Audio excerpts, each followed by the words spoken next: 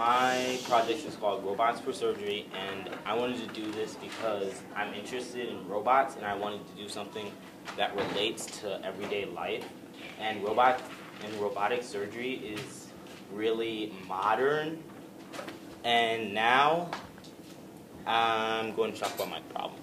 My problem is human-conducted surgery more precise than modern robotic surgery? And my hypothesis was I do not think the robot will be more precise at the assigned task because the robot arm can malfunction and make random movements beyond the subject's control. And the way the subject controlled the robot arm was with these three potentiometers, which controlled these three servo motors. And then the materials that I used were X-Acto knife, a box of Play-Doh, and Arduino Uno, which is this I/O board, and two high-tech standard servos, and one turn gigi micro servo, and three 10K ohm potentiometers, and one Tamiya long arm set.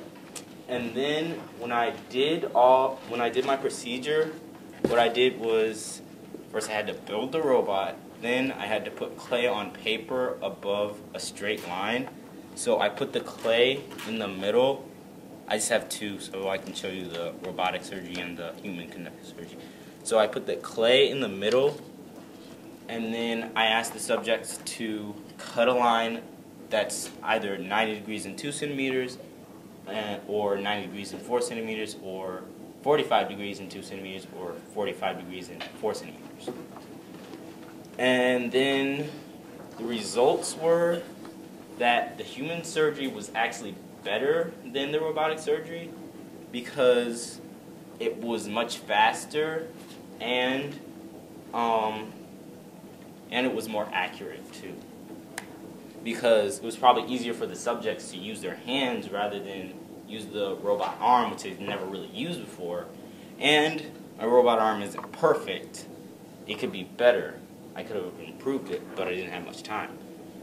And I wanted to take robotic surgery down to its bare minimums because I found out in my background research that the robotic surgery systems, like the Da Vinci system, has a lot more things like the endoscope, which is a three-dimensional camera which comes with the system, and a 1 centimeter thick claw that can pick up tissue more easily, which was a bigger advantage than if you were just using human surgery, which you couldn't pick up tissue with your 2 fingers. So robotic surgery is better out in the field rather than if you take it down to its bare minimum, which is just a robot arm. And my conclusion was that human-conducted surgery is better than robotic surgery in some cases. And that's it.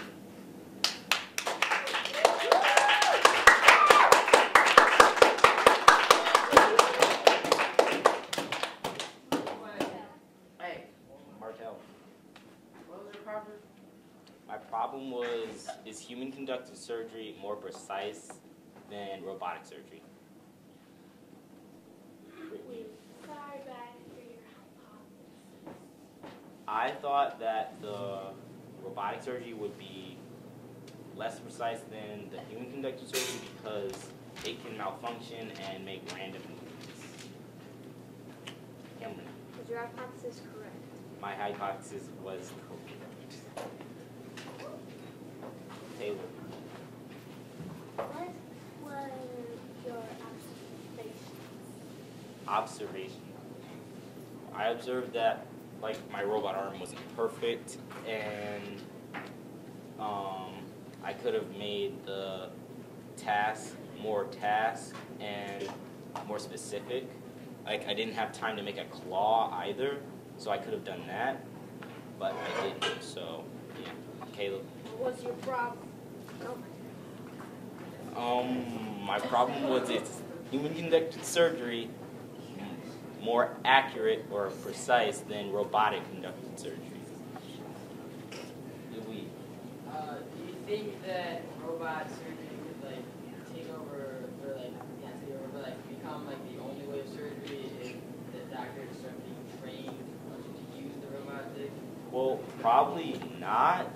I mean, that could happen, but probably not, because even with robotic surgery out in the field, they have to have at least like 2 surgeons on the other side of the table, because like this would be over on another table, and then you would have the arm over the patient, and then 2 surgeons sitting next to the patient. So you probably would still need those extra surgeons. Alex. Besides having more time, what else would you change? I would probably change how my robot is built, because I could have had another servo motor right here, but that the I/O board couldn't take that much, so I just didn't do that. Tony.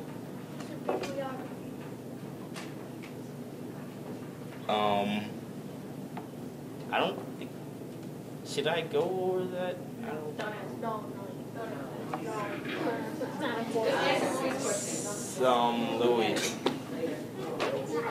Louis.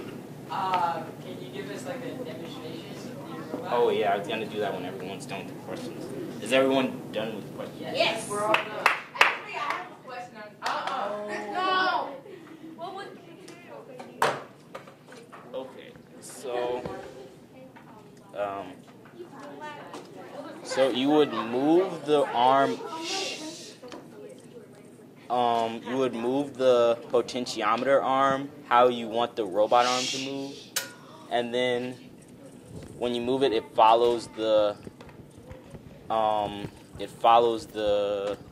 position where of the potentiometers, because I mapped the values so that, because the value from the potentiometer is an input, and that's 1024 bits, and then you map that out to be 180, which is the amount of degrees for the servo motor, and then the servo motor copies the potentiometers, and that's pretty much it.